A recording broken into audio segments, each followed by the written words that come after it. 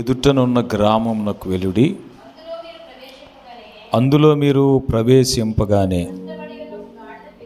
కట్టబడి ఉన్న ఒక గాడిద పిల్ల మీకు కనబడును. దాని మీద ఏ మనుష్యుడు ఎన్నడూ కూర్చుండలేదు. దాన్ని విప్పి తోలుకొని రండి. ఎవడైనా మీరెందుకు దీని విప్పుచున్నారని మిమ్మల్ని అడిగిన ఎట్లా ఇది ప్రభువునకు కావలసి ఉన్నదని అతనితో చెప్పండి అని చెప్పి వారిని పంపాను. హల్లెలూయా. మరొక వచనం కూడా చదువుదాం. యోహాను సువార్త 12వ అధ్యాయం 14వ వచనాన్ని చదువుదాం. యోహాను సువార్త 12. సియోను కుమారి భయపడకుము, ఇదిగో నీ రాజు గాడిద పిల్ల మీద ఆసీనుడై వచ్చుచున్నాడు అని వ్రాయబడిన ప్రకారం యేసు ఒక చిన్న గాడిదను కనుగొని దాని మీద కూర్చున్నాడు. ఈ రాత్రి యేసు ప్రభువారు తన శిష్యులతో చెప్పిన ఒక మాట, ఎదురుగా ఉన్న ఆ గ్రామంలోనికి వెళితే కట్టబడి ఉన్న ఒక గాడిద పిల్ల మీకు కనబడుతుంది. దాన్ని విప్పుకొని తోలుకొని రండి. ఎవరైనా దీన్ని ఎందుకు విప్పుతున్నారని అడిగితే ఇది ప్రభువునకు కావలసి ఉన్నదని చెప్పమన్నాడండి. యేసు ప్రభువారు గాడిద పిల్లనే కోరుకోవటానికి లేక గాడిదనే కోరుకోవటానికి కారణం ఏంటో ఈ రాత్రి కొన్ని మాటలు మీతో చెప్పాలని నేను ఆశపడుతూ ఉన్నాను. గాడిద అనేది మనుషులు కోరుకునేది కాదు. మనుషులు ఎవరినైనా గద్దించాల్సి వచ్చినా తిట్టాల్సి వచ్చినా ఉపయోగించే జంతువు పేరు లేక పశువు పేరు గాడిద అని మీకు ఇట్టే అర్థమవుతుంది. అలాంటిది యేసు ప్రభువారు గాడిదని ఎందుకు కోరుకున్నారో అనంటే, గాడిద దీనత్వానికి సాత్వికానికి మంచి పోలికగా ఉంది. స్తోత్రం, హల్లెలూయా. గుర్రం గర్వానికి అతిశయానికి కారణంగా ఉంటుంది. అందుకే బైబిల్ అంటుంది, ప్రభువట గుర్రముల నరుల యందలి లేక గుర్రముల బలమునందు ఆయన ఆనందించడు అని బైబిల్ చెప్తుంది. గుర్రం గర్వానికి అతిశయానికి కారణమైతే గాడిద దీనత్వానికి సాత్వికానికి కారణంగా ఉంది, పోలికగా ఉంది. అందుకే యేసు ప్రభువారు గాడిదను కోరుకున్నారంట. కేవలం దీనత్వం సాత్వికం మాత్రమే కాదు, గాడిదను ఆయన కోరుకోవటానికి ఇంకొక ప్రధానమైన ప్రాముఖ్యమైన కారణం ఉంది. ఆ కారణాన్ని నేను మీకు చూపిస్తాను. ఆదికాండం 49వ అధ్యాయంలో యాకోబు తన 12 మంది కుమారుల్ని ఆశీర్వదించిన ఆశీర్వచనాలు మీరు చూస్తారు. అందులో ఇస్సాకారు యొక్క ఆశీర్వాదాన్ని గమనిస్తే 14వ వచనాన్ని చదువుతుంటే, ఇస్సాకారు 2 దొడ్ల మధ్య పండుకొని ఉన్న బలమైన గార్ధబము, అతడు విశ్రాంతి మంచిదవడం,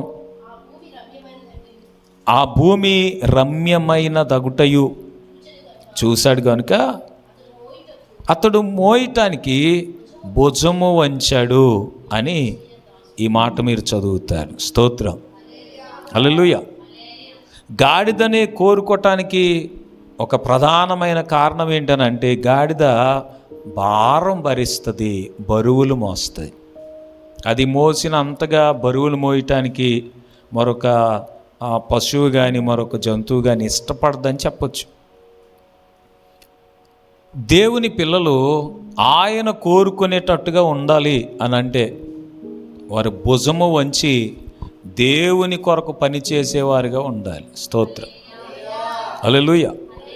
ప్రభు పిలిచాడు, ప్రయాసపడి భారం మోసుకొనిచున్న సమస్త జనులారా నా యొద్దకు వస్తే నేను మీకు విశ్రాంతి ఇస్తామన్నాడు కదా. విశ్రాంతి ఎప్పుడు దొరుకుతుంది అంటే, బాగా పనిచేసి అలసిపోయిన వాళ్ళకి వెంటనే నిద్ర పట్టేస్తుంది. మీరు ఎప్పుడైనా గమనిస్తే ఉదయం నిద్రపోయారు, మరలా కొద్దిసేపటి తర్వాత మరలా నిద్రపోయారు, మరలా మధ్యాహ్నం నిద్రపోయారు, ఇంకా అలా రోజంతా నిద్రపోయి మరలా నిద్రపోవాలి, వారికి విశ్రాంతి కలగాలి అంటే సాధారణంగా రాత్రి అంతా వారికి నిద్ర పట్టదు. ఎప్పుడైతే శరీరం కష్టపడి పనిచేస్తారో లేక అలిసిపోయేటంత పని చేస్తారో వారు తప్పకుండా వెంటనే నిద్ర పట్టేస్తారు. ఇస్సాకారు విశ్రాంతి మంచిది అవడం చూసాడట.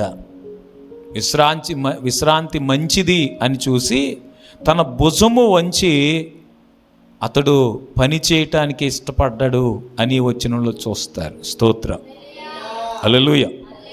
ప్రభు మిమ్మల్ని కోరుకోవాలి, లేక ప్రభు ఎవరినైనా కోరుకున్నాడు అని అంటే పని చేసేవారినే ఆయన కోరుకుంటాడు, లేకపోతే ఆయన పనికి ఉపయోగపడతారని చెప్పడానికి ఈ మాటలు నేను చూపిస్తున్నాను. సోమరి వారిని ప్రభు ఎప్పుడు కోరుకోడు. స్తోత్రం, హల్లెలూయా.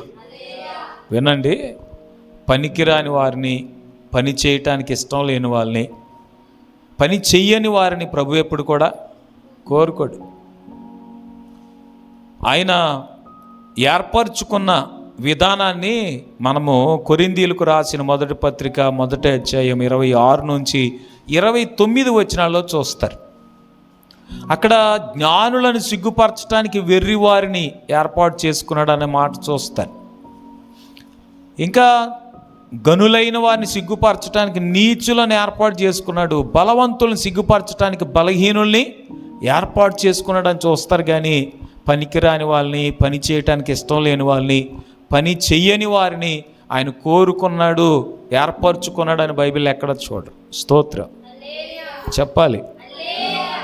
మోషేను ప్రభు పిలిచినప్పుడు మోషే సకల విద్యా ప్రావీణ్యత కలిగిన వాడిగా మనకు కనిపిస్తాడు.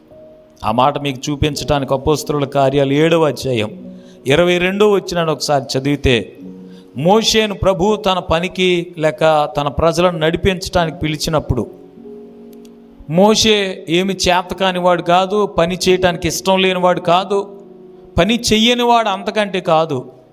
మోషే సకల విద్యల యందు ఐగుప్తు విద్యలన్నీ బాగా అవపోసన పట్టినవాడిగా మీరు వచనంలో చదువుతారు. ఆ అపోస్తలుల కార్యాలు 7వ అధ్యాయం 22 వచనాన్ని మనం చదువుదాం.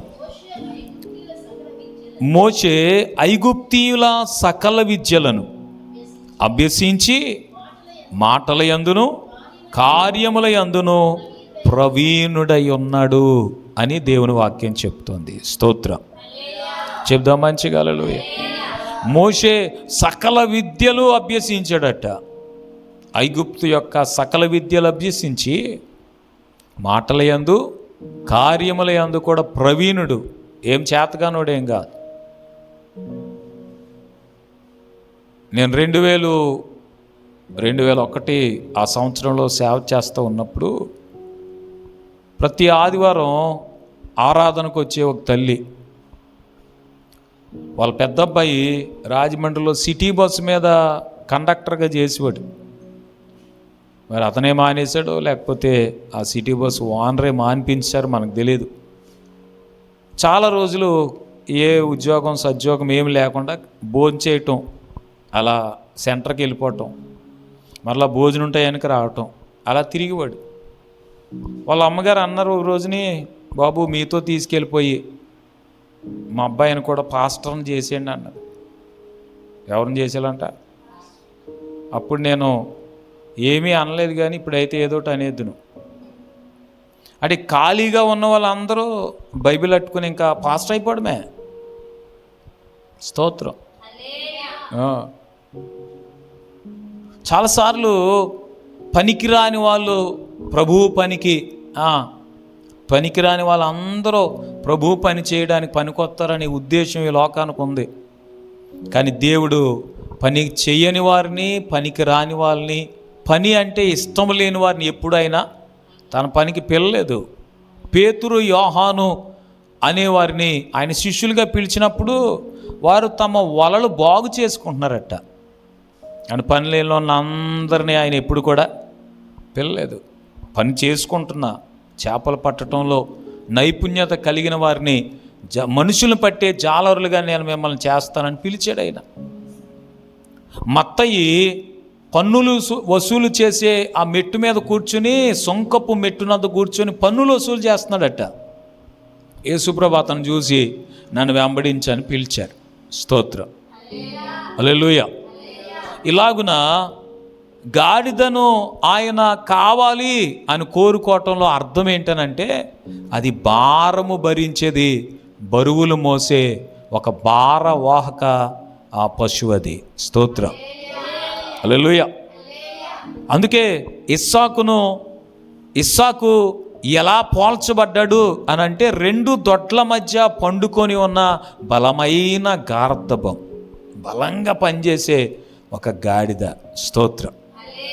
దేవుని పిల్లలు ఎప్పుడు బలంగా పనిచేసే వాళ్ళలాగా ఉండాలి. ఎలా ఉండాలి? బలంగా పనిచేయాలి. ప్రార్థన చేయని వారికి ఆయన ఏమీ పని అప్పగించడంట. అందుకనే దేవుని పిల్లలు బలంగా ప్రార్థన చేయాలి. అంతే సమయంలో బలముగా పనిచేయాలి.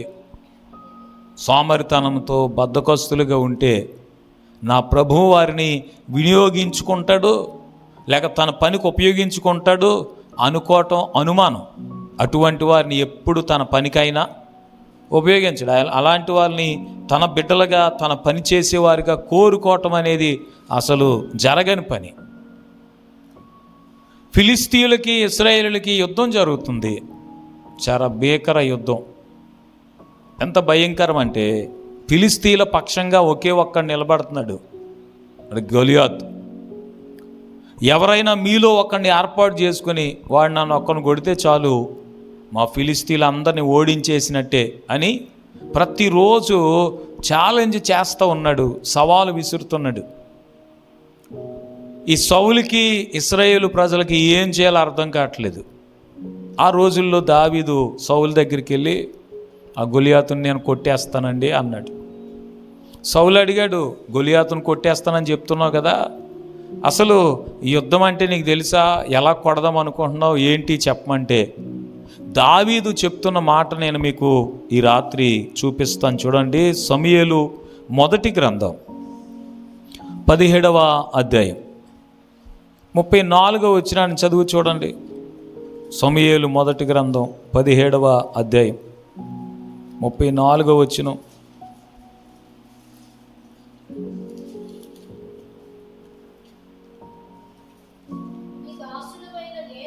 నీ దాసుడనైన నేను నా తండ్రి యొక్క గొర్రెలను కాయిచుండ, సింహము ఎలుగుబంటి వచ్చి మందలో నుండి ఒక గొర్రె పిల్లను ఎత్తుకొని పోతా ఉంది.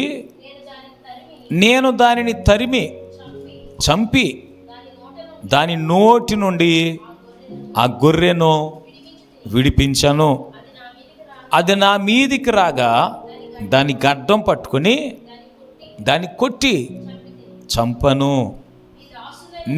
వినండి, దావీదు గొలియాతును కొట్టేస్తాను అంటున్నావు కదా, నువ్వు ఎలాగున గొలియాతును కొట్టగలవు అనంటే, దావీదు చేతకానివాడో లేక పనికిరానివాడో లేకపోతే పని చేయటానికి ఇష్టం లేనివాడో కాదు అని చెప్పటానికి.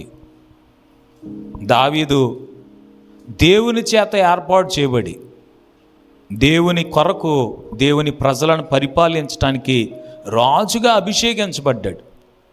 యెషయికి దావీదు కాకుండా ఇంకా 7 కుమారులు ఉన్నారు. సాధారణంగా గాడిదను మీరు ఒకసారి ఎప్పుడైనా ఆలోచన చేస్తే, గాడిద పనికిరానిదని, అసలు పనికిరాని వాళ్ళందరినీ గాడిదతో పోలుస్తారని మీరు ఇట్టే ఆలోచిస్తారు. కానీ ప్రభువు గాడిదను కోరుకోవటానికి దాని వెనకున్న పరమార్థం ఏంటి అని అంటే, అది బాగా బలంగా పనిచేస్తుంది కనుక ప్రభువు దాన్ని కోరుకున్నాడు. స్తోత్రం, హల్లెలూయా. అలాగే దావీదుని ఏర్పాటు చేసుకోవడానికి కూడా కారణం ఏంటంటే, దావీదు ఏదో చేతకానివాడు, అందరికంటే ఆఖరోడు. దావీదు యొక్క తండ్రి తన అన్నీలందరినేమో మంచి మంచి ఉద్యోగాల్లో ఉంచాడు. ఈ లోకానికి వారందరూ ఎలా కనిపిస్తారని అంటే అందరూ మంచి మంచి పొజిషన్లో వారు అందరూ కోరుకునేటట్టుగా కనబడతారు. దావీదును మందను మేపించడానికి, గొర్రెలు మేపటానికి ఆయన తండ్రి పంపించేశాడు. ఒకవేళ అలాంటి పరిస్థితిలో ఉన్న దావీదును మీరు చూసినా వీడెందుకు పనికిరాడు రా, అందుకే గొర్రెలు మేపుకుంటాడు అంటారు. ఎవరైనా అలాగే అంటారు. కానీ సమూయేలు రాజుగా అభిషేకం చేయటానికి యెష్షయి ఇంటికి వచ్చినప్పుడు యెష్షయి తన కుమారులందరినీ ఒక్కరి తర్వాత ఒక్కరిని తీసుకుని వస్తున్నాడు. పెద్దోడు, చిన్నోడు, తర్వాతోడు. అంటే రాజుగా ఉండడానికి ఎవరు సరిపోతారో అనుకుని వాళ్ళందరిని తీసుకొస్తుంటే దేవుడు మాత్రం దావీదునే ఇశ్రాయేలు ప్రజల మీద రాజుగా అభిషేకం చేయించాడు. కారణం ఏంటి అని అంటే దావీదు గురించి బైబిల్ చెప్తుంది. మీరు తర్వాత చదువుకోండి. సమూయేలు 2వ గ్రంథం 17వ అధ్యాయం 8వ వచనం చదువుతుంటే దావీదును గురించి అబ్షాలోముతో సైన్యాధిపతి చెప్తున్నాడు, నీ తండ్రి యుద్ధమందు ప్రవీణుడు అని చెప్తున్నాడు. స్తోత్రం, హల్లెలూయా. దేంట్లో ప్రవీణుడు? యుద్ధం చేయటంలో బాగా నేర్పరితనం కలిగినవాడు. దేవుని బిడ్డలో ప్రార్థన చేయటంలో ప్రవీణత సంపాదించుకోవాలి. స్తోత్రం, హల్లెలూయా. ఎందులో? నాకు ప్రార్థన చేయడం రాదండి, మీరు చేసేయండి, ఇంక బతుకంతా మీరే చేసేయండి అని అంటే దేవుడు అటువంటి వారిని తన పనికి ఉపయోగించుకుంటాడు అనుకోవటం అసలు అనుమానం. అలాంటి వారిని దేవుడు ఉపయోగించుకోడు. ప్రార్థన చెయ్యని వారిని, ప్రార్థనకు రాని వారిని, ప్రార్థన అంటే ఇష్టం లేని వారిని ఆయన కొరకు ఉపయోగించుకుంటాడు అనుకోవటం అసలు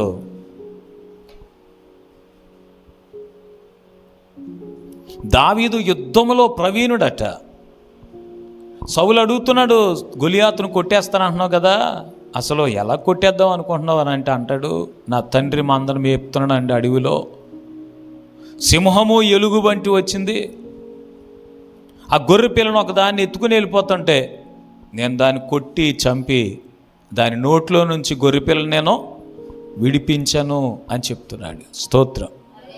అది నా మీదకి వచ్చినప్పుడు దాన్ని గడ్డం పట్టుకొని దాన్ని చంపాను అంటాడు. దేవుని బిడ్డలు బలంగా ప్రార్థన చేసేవారిగా, బలంగా పని చేసేవారిగా ఉండాలనడానికి ఈ మాటలు నేను మీకు చూపిస్తున్నాను. స్తోత్రం. చెప్తారా మంచిగా? హల్లెలూయా. మరొక విషయాన్ని మీరు జ్ఞాపకం చేసుకోవాలి.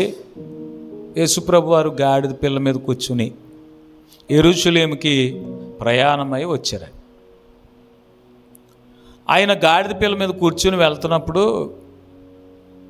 అక్కడ ఉన్న ప్రజలు దారి పొడుగున తమ వస్త్రాలు పరిచారు. కొంతమంది ఏమో ఖర్జూరపు మట్టలు పరిచారట, చెట్ల కొమ్మలు నరికి దారి పొడుగున పరిచారట. ఇప్పుడు గాడిద ఎక్కడ నడుస్తుంది అనుకుంటున్నారు? బట్టల మీద నడుస్తుంది, ఇంక నేల మీద నడవట్లే, ఇంకా ఖర్జూరపు మట్టల మీద నడుస్తుంది. మీరు ఎప్పుడైనా గమనిస్తే కొంతమంది వెళ్తున్నప్పుడు పూలు చల్లుతారు కదా దారిలో, వాళ్ళు పూల మీద నడిచి వెళ్ళిపోతారు. పూల బాట అంటాం దాన్ని.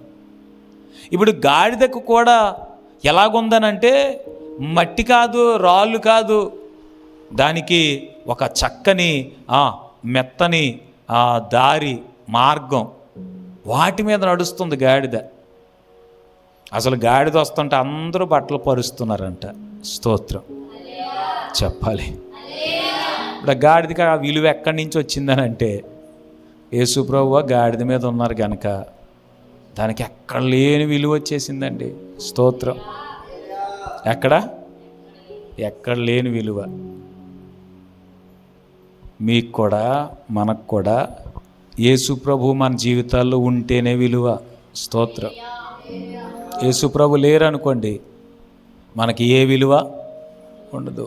ఆలోచించుకుంటే యేసు ప్రభు లేనప్పుడు, యేసు ప్రభు దగ్గరికి మనం ఇంకా రానప్పుడు, యేసు ప్రభు ఎవరో మనకు తెలియనప్పుడు మన విలువ ఏంటో మనం ఆలోచించుకుంటే అర్థమైపోద్ది. స్తోత్రం చెప్పాలి. ఒకవేళ ఈ గాడిద పిల్ల ఆ యజమానుడి ఇంటి దగ్గర కట్టేసి ఉన్నప్పుడు దాన్ని ఎవరు పట్టించుకోలేదేమో. అలాగే ఈ లోక సంబంధమైన కార్యకలాపాల్లో కట్టబడి, ఈ లోక సంబంధమైన వాటిల్లో చిక్కుబడి అలా బ్రతుకుతున్నప్పుడు నిన్ను కూడా ఎవరు పట్టించుకుని ఉండరు. కానీ ఎప్పుడైతే ప్రభు దగ్గరకు వస్తారో, ప్రభువును బట్టి అలాంటి వారందరికీ విలువ కలుగుతుంది. స్తోత్రం చెప్పాలి మంచి. యేసు ప్రభు లేకపోతే, యేసు ప్రభు లేని జీవితానికి అసలు విలువ లేదు. యేసు ప్రభు ఆ గాడిద పిల్ల మీద కూర్చున్నప్పుడు వెళ్తుంటే దారి పొడుగున బట్టలు పరిచారట. దారి పొడుగున చెట్ల కొమ్మలు నరికి పరుస్తున్నారంట. ఇంకా నేల మీద నడవనివ్వట్లేదు, దాన్ని ఏం చేయనివ్వట్లేదు, నేల మీద నడవనివ్వట్లేదు. నిజముగానే యేసు ప్రభువును హృదయాలలో కలిగి, యేసు ప్రభువును తమ జీవితంలో కలిగి, యేసు ప్రభువును మోసే వారి జీవితాల్ని దేవుడు అలాగే గణపరుస్తాడు. స్తోత్రం. ప్రభు ఏం చేస్తారు? అలా గణపరుస్తారు.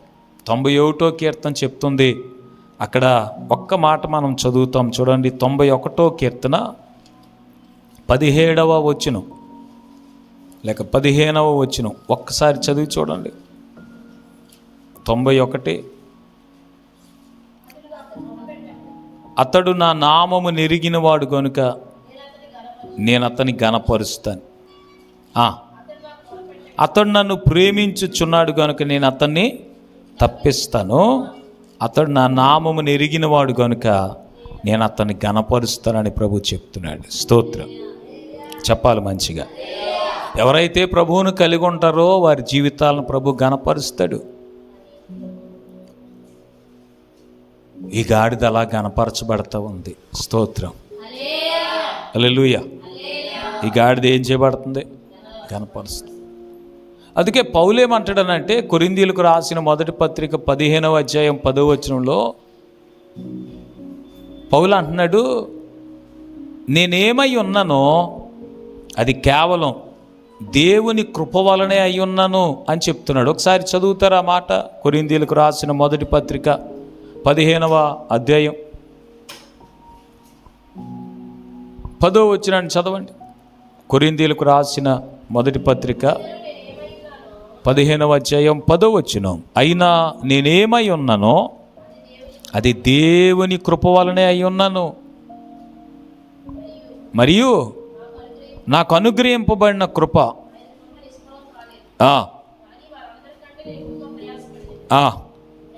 ప్రయాసపడింది నేను కాదు, నాకు తోడై ఉన్న దేవుని కృప అని చెప్తున్నాడు.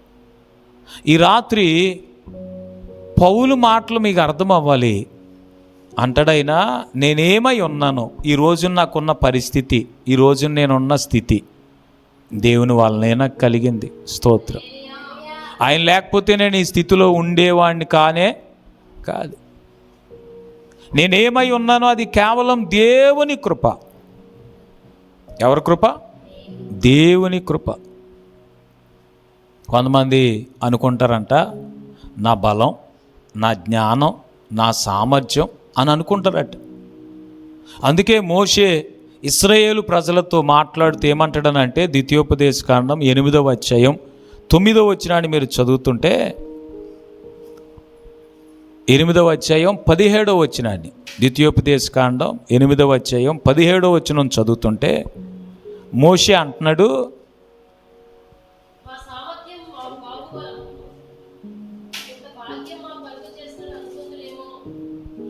మా సామర్థ్యము మా బాహుబలము ఇంత భాగ్యం మాకు కలుగజేసిందని అనుకుంటారేమో. నీ దేవుడైన యెహోవాని జ్ఞాపకం చేసుకోవాలి.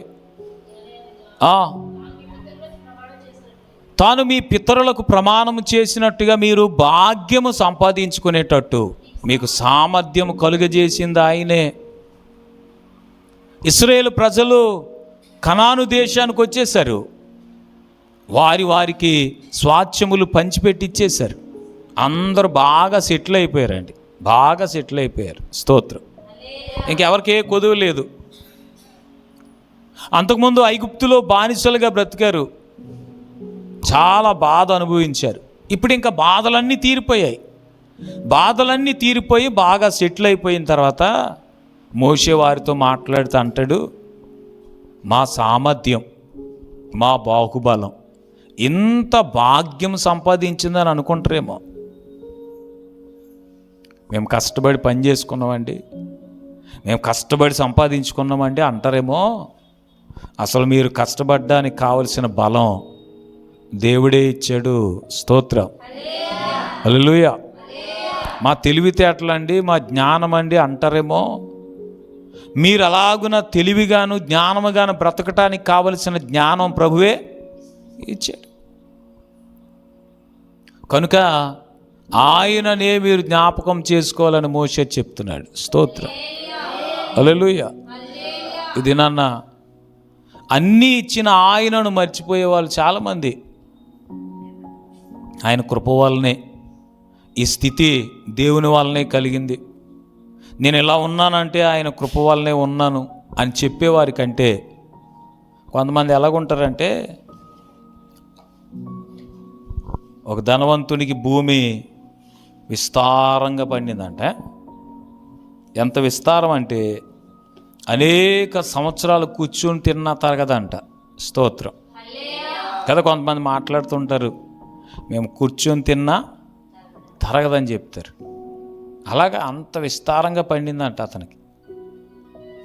ఆ పంట పండిన సంగతి అతడు ఎలా చెప్తున్నాడనంటే, తన ప్రాణంతో మాట్లాడుకుంటూ అంటాడు, నా ప్రాణమా తిను, త్రాగు, సుఖించు, సంతోషంగా ఉండు. ఎందుకు అనంటే అనేక సంవత్సరములకు కావలసినంత ఆస్తి నీకు సమకూర్చబడింది అని తనలో తాను అనుకుంటాడంటే. ఇంకా ఎవరితో చెప్పలేదు. తనలో తాను అనుకుంటుంటే పైనుండి ఒక స్వరం విన్నాడట. చాలామందికి కొంచెం 5,000 నోట్లోకి వెళ్తే చాలు, ఇంకా ఎక్కడ లేని గర్వం. స్తోత్రం. అటువంటి వారిని దేవుడు అంగీకరించడట. బైబిల్ చెప్తుంది, యాకోబు పత్రిక 4వ అధ్యాయం 8వ వచనం మీరు చదువుతుంటే, దేవుడు అహంకారులను ఎదురించి దీనులకు కృప ఇస్తాడంట. స్తోత్రం. ఎవరిని ఎదిరిస్తాడు? అహంకారులను ఎదిరిస్తాడు. అందుకే బైబిల్ ఏమంటుందనంటే అహంకారులై ఉండొద్దు అని చెప్తుంది. ప్రభువు ఆ గాడిద పిల్లనే మీరు తీసుకురండి, అది ప్రభువు కావాలి అని చెప్పటంలోని అర్థం ఏంటంటే, గాడిద దీన మనసుకు పోలికగా ఉంది. స్తోత్రం. దేనికి పోలిక? అందుకే పెద్దవాళ్ళు చెప్తుంటారు, ఎంత ఎదిగినా ఒదిగి ఉండడం మనకు చేతనవ్వాలంట. స్తోత్రం. ఏం చేయాలి? ఇస్సాకారు గురించి బైబిల్ చెప్తుంది, అతడు భుజము వంచి వెట్టి చేసే దాసుడై ఉంటాడంట. స్తోత్రం. ఏంటది? భుజము వంచి వెట్టి చేసే దాసుడు. దేవుని సన్నిధానంలో భుజము వంచి పని చేసేవారు కావాలి. స్తోత్రం, హల్లెలూయా. కొంతమంది ఎవరు ఏం చెప్పినా వెళ్ళి చేసేస్తుంటారు. ఎవరికైనా పరుగులు పెట్టి ఏ టైంలో అర్ధరాత్రి పిలిచినా కానీ వెళ్ళిపోతుంటారు సాయం చేయడానికి. ఎవరు ఏం చెప్పినా చేసేయడం సంగతి కాదు, ప్రభు పని చేస్తున్నారో లేదో ప్రభు అది చూస్తాడు. స్తోత్రం, హల్లెలూయా. ఎవరికైనా మేము సాయం చేస్తామండి, ఎవరికి అన్యాయం చేయమండి, అందరికీ మేలే చేస్తామండి. లోకానికి లోకస్తులకి నువ్వేం చేస్తున్నావో అది లెక్కలోనికి రానే రాదు. ప్రభు సన్నిధానంలో భుజము వంచి దేవుని పిల్లలు పనిచేస్తున్నారో లేదా ఈ లెక్కేసుకుంటాడు ఆయన. స్తోత్రం చెప్పాలి మంచిగా. అందుకే గాడిదను అది ప్రభువుకు కావాలి అని చెప్పమన్నాడు. ఈ రాత్రి ప్రభువుకు నీవు కూడా కావాలి అని నిన్ను కోరుకోవాలి అని అంటే నువ్వు భారము భరించే వ్యక్తిగా మారిపోవాలి, బలముగా పనిచేసే వ్యక్తిగా కూడా మారిపోవాలి. పని చేయని వారిని, పని అంటే ఇష్టం లేని వారిని, పనికిరాని వారిని ఆయన ఎప్పుడు కోరుకోడు. స్తోత్రం. మీకు తెలుసుగా, తలాంతులు ఇచ్చిన వారిలో ఒకడు ఏ పని చేయకుండా, దాంతో అసలు ఏం చేయకుండా భూమిలో పాతిపెట్టాడంట. అందరికంటే ఎక్కువ మెచ్చుకున్నాడు అతన్నే. సోమరివైనా చెడ్డదాసుడా అని తిట్టాడంట. ప్రార్థనలో మనం ప్రావీణ్యత సంపాదించుకోవాలి. స్తోత్రం. ప్రభు పనిలో కూడా మనం బలముగా పనిచేసేవారిగా మారిపోవాలి.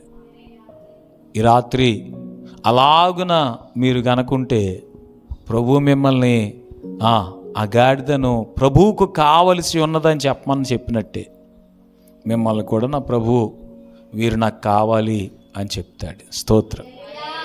నేను మరలా మీకు జ్ఞాపకం చేస్తాను, ప్రభు ఎవరినైనా పిలిస్తే పనికిరాని వాళ్ళని ఎప్పుడు పిల్లే. జ్ఞానుల్ని సిగ్గుపరచడానికి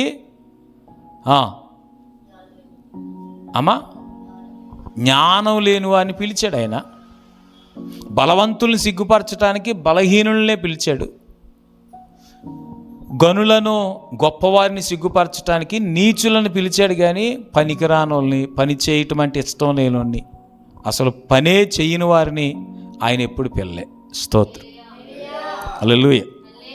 ఒకవేళ ఈ లోకంలో మీకంటే గొప్పవాళ్ళు ఉండొచ్చుగాక, కానీ మిమ్మల్ని ఆయన పిలిచి ప్రత్యేకపరిచి ఆయన మిమ్మల్ని కావాలి అని అనుకోవాలంటే మీరు తప్పకుండా భుజము వంచి ఆయన సన్నిధిలో పని చేసేవారై ఉండాలి, ప్రార్థన చేసేవారై ఉండాలి. స్తోత్రం. హల్లెలూయా. భుజము వంచేవాళ్ళు దీన మనసు కలిగిన వారు అయితేనే భుజం వంచుతారు. స్తోత్రం. ఒకవేళ అహంకారం ఉందనుకోండి, గర్వం ఉందనుకోండి, భుజం వంచమన్నా మెడ ఉంచుతారా? లేకపోతే తల బిరుస్తనంతో తల భుజాలు ఎగరేసి ఎవరాళ్ళు కాళ్ళు ఎగరేసి ఎవరు? అహంకారం, గర్వం ఉంటే, అతిశయం ఉంటే. అందుకే బైబిల్ చెప్తుంది, అతిశయించేవాడు ప్రభువునందే అతిశయించాలి. స్తోత్రం. ఎవరిలో? పౌలులాగా చెప్పగలగాలి, నేను ఇలా ఉన్నాను అని అంటే కేవలము దేవుని కృప. నిజమే కదా. కరోనా 1, 2, 3 వేవ్లు వచ్చాయి. ఫస్ట్ వేవ్లో కొంతమంది కొట్టుకెళ్ళిపోయారు. సెకండ్ వేవ్లో ఇంకా ఎక్కువ మంది పేరు ప్రఖ్యాతి కలిగిన వాళ్ళు కొట్టుకెళ్ళిపోయారు. థర్డ్ వేవ్ కూడా వచ్చింది, వెళ్ళిపోయింది. దేవుడు కృప చూపించాడు గనక ఈనాటికి నీవు నేను ఇంకా కొంచెం ఊపిరి పీల్చుకోగలుగుతున్నాం. స్తోత్రం. హల్లెలూయా. ఆయన కృప చూపించి ఉండకపోతే మనం కూడా ఏమైపోయిందో. కనుక ఆయన కృపను జ్ఞాపకం చేసుకోవాలి. మేము బలంగా ఉన్నాం కనుక మేము బతుకున్నాం, మా తెలివితేటలు మేము చాలా జాగ్రత్తలు తీసుకున్నాం, మా సామర్థ్యం అని చెప్పుకోవటానికి ఏమీ లేదు. స్తోత్రం. ఆయన మనకు బలం ఇచ్చాడు, ఆయన మనల్ని బలపరిచాడు, ఆయన మనల్ని కాపాడాడు, ఆయన మనల్ని దయ చూపించాడు. బ్రతుకున్నామనంటే కేవలం దేవుని కృప. స్తోత్రం. హల్లెలూయా. ఇప్పుడు గాడిద వెళ్తుంటే బట్టలు పరిచేస్తున్నారండి. గాడిద డొక్కలు ఎగరేయడానికి లేదు. ఆ బట్టలు పరుస్తున్నారు దేనికి? ఆ ఘనత, గొప్పతనం ఎక్కడి నుంచి వచ్చిందంటే యేసు ప్రభువుని బట్టి వచ్చింది. అలాగే ఈ దినాన్న మనం కడుపు నిండా భోజనం చేయగలుగుతున్నాం అని అంటే ఆయన దయ చూపించాడు గనక. బైబిల్ అంటుందిగా, ప్రసంగి గ్రంథం 5వ అధ్యాయం మీరు తర్వాత చదివితే, ఆయన సెలవు లేకుండా భోజనం కూడా చేయలేరంట. భోజనం చేసిన తర్వాత సంతోషించలేరట. ఈ దినాన్న మనం బ్రతుకుతున్నామని అంటే దేవుని కృపని ఎప్పుడు మర్చిపోకుండా, ఆయన కృపను బట్టి సంతోషిస్తూ, ఆయన కృపను బట్టి దేవుని స్తుతిస్తూ, అయ్యా ఇదంతా నీ కృపని మనం ఎల్లప్పుడూ దేవుని సన్నిధానంలో ఎలాగ ఉండాలి? దీన మనస్సు ఉండాలి. భుజము వంచి దేవుని పాదాల చెంత ఆయన దాసులుగా, దాసురాండ్రుగా అయిపోవాలి. స్తోత్రం. లోకానికి దాసులు అయిపోకూడదు, పాపానికి అసలే దాసులు అవ్వకూడదు. ఓకే, లోకానికి దాసులు అయిపోయారు అనుకోండి, లోకస్తులు ఏం చెప్తే అవి చేసేస్తుంటారు. ఏం చెప్తే తెగ చేసేస్తారు.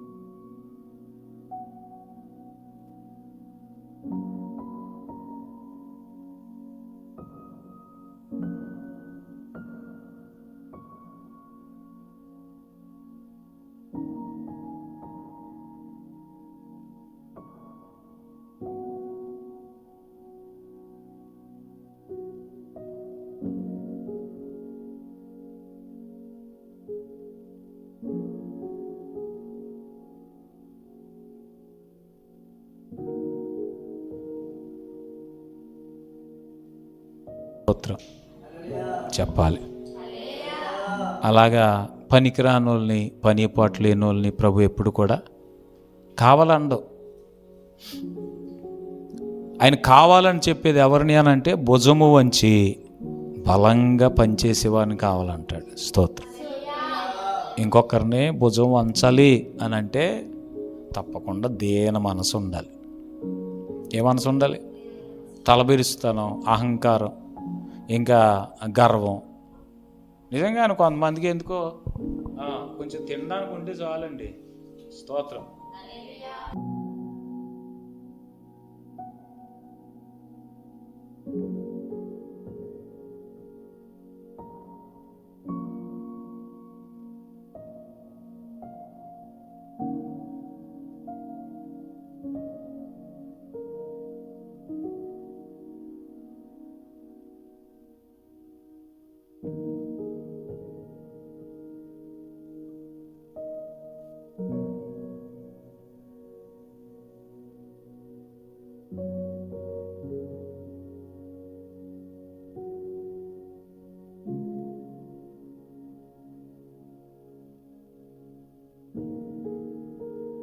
దేవుని పిల్లలు ఎప్పుడూ అహంకారులుగా, గర్విష్ఠులుగా ఉండకూడదు. స్తోత్రం. ఎలా ఉండకూడదు? అలాంటి వారిని దేవుడు కావాలని ఎప్పుడు అనుకోడు. ఆయన కావాల్సింది ఎవరనంటే దీన మనసు కలిగిన వారు, సాత్వికులు కావాలి. స్తోత్రం. ఎవరు కావాలి ఆయనకి? దీన మనసు కలిగిన వారు. అందుకే పెద్దవాళ్ళు చెప్తుంటారు, ఎంత ఎదిగినా ప్రభు దగ్గర ఎలా ఉండాలి? ఎవరి దగ్గర? అలా అయితేనే ఆయన మనల్ని కావాలని కోరుకుంటాడంట. ఇంకోటి, అలా అయితేనే మన జీవితంలో విలువ ఉంటుందంట. స్తోత్రం. మన జీవితంలో ఏముంటుంది? విలువ ఉంటుంది. ఒకవేళ ఈ రోజున మనకి ఏదైనా ఘనత ఉంటే, ఏదైనా గొప్పతనం ఉంటే అది దేవుడిచ్చిందే కానీ మనం కష్టపడి సంపాదించుకున్న ఘనత మనకి ఏం లేదు. స్తోత్రం. ఏమీ లేదు. అందుకే దేవుని సన్నిధానంలో మనము దీన మనసు కలిగి ఇస్సాకారులాగా భుజము వంచి బలముగా పనిచేసేవారిగా మనం మారిపోవాలి. పని చేయడం ఒకటే కాదు, ప్రార్థన కూడా బలంగా చేసేవారిలాగా మనం ఎల్లప్పుడూ ఉండాలి. స్తోత్రం. మరలా చెప్తున్నాను, ప్రార్థన చేయని వాళ్ళకి ఆయన ఏ పని చెప్పడంట. మీకు అర్థమవుతుందా? ఎవరికి? కొంతమందికి ప్రార్థన అంటే ఇష్టం అవుదండి. అసలు ప్రార్థన చేయరు, ప్రార్థనకు రారు, ఇక ప్రార్థనకి వారికి సంబంధం ఉండదు. అలాంటి వారికి దేవుడు ఏ పని చెప్పడంట. అసలు వాళ్ళని రండి, కావాలి అని ఎప్పుడు చెప్పడంట. దేవుని పనిలో ఉపయోగపడేవారిగా మీరు ఉండాలి అని అంటే ప్రార్థనలో ప్రావీణ్యత సంపాదించుకోవాలి. అలాగే భుజము వంచి దేవుని కొరకు పని చేసేవారిగా మీరు అయిపోవాలి. స్తోత్రం. అలాంటి కృప కొరకు ఆశ ఉంటే గనుక ఓ చిన్న ప్రార్థన చేద్దాం. తలలు వంచి కళ్ళు మూసుకొని ఓ చిన్న ప్రార్థన చేద్దాం.